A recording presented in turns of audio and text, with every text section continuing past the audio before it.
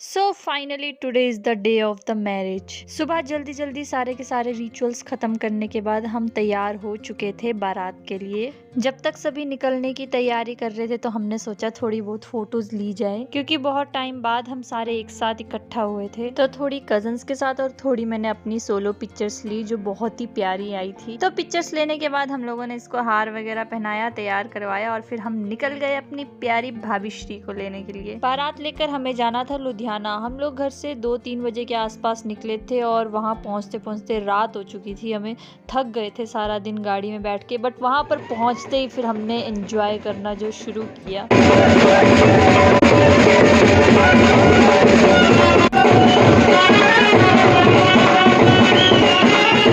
Then पहुंचते ही हमने सबसे पहले किया खाने पे फोकस, क्योंकि थक गए थे भाई, सुबह से निकले हुए थे बैठ बैठ के और भी भूख लगे जा रही थी हम लोगों को। हमने बोला बाकी रिचुअल्स बाद में करेंगे, पहले खाने दो। फिर यहाँ पे हमारी प्यारी भाभी श्री की एंट्री हो चुकी थी और इतने प्यारे तरीके से वो नाच नाच के भाई के पास जा रही थी।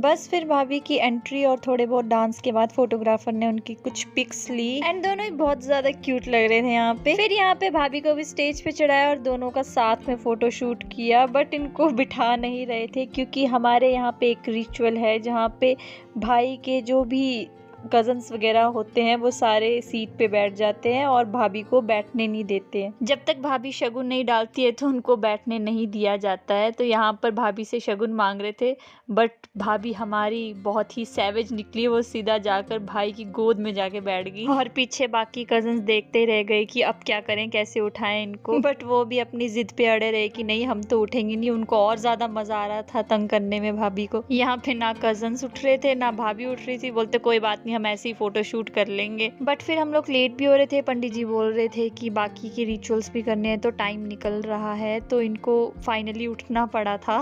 फिर यहाँ पे शगुन के चक्कर में थोड़ी सी मैं तू बहस हो गई थी क्योंकि इन्होंने भी दिए थे लड़की वालों को, तो अब ये लोग भी अपनी डिमांड पे अड़े हुए थे कि नहीं हम इससे कम पे तो आएंगे नहीं। फिर सभी यहाँ पर इन लोगों को समझाने की कोशिश कर रहे थे कि उठ जाओ, हो गया, बट ये थे कि अपनी जिद पे अड़े हुए थे कि नहीं हम तो नहीं हिलेंगे। बट थोड़ी देर बाद सब कुछ सॉल्व हुआ और फिर आगे का फंक्शन जो है वो स्टार्ट किया हम लोगों ने।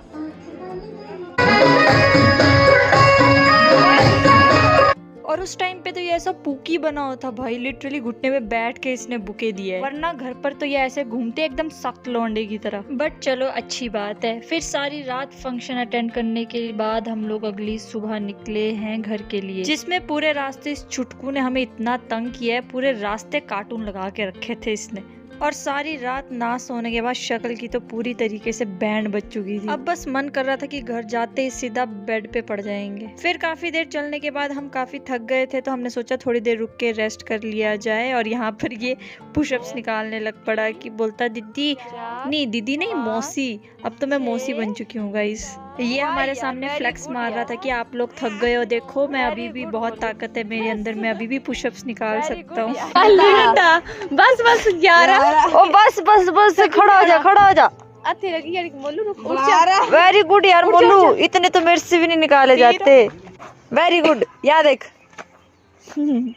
और फिर यहाँ पर रास्ते में जाते टाइम हमारे यहाँ पर एक एनन माता का मंदिर है जहाँ पर जाना इज मस्ट। तो दूल्हा दुल्हन को घर पहुँचाने से पहले यहाँ पर माथा टेकाने हम लोग लेके जा रहे थे। फिर यहाँ पर साथ साथ में मेरी मस्ती भी चली हुई थी क्योंकि रात भर से कोई सोया नहीं था, तो सबकी शक्लों की बैंड बजी हुई थी। तो आज की वीडियो के लिए इतना ही। Don't forget to subscribe and see you in the next vlog. Bye bye.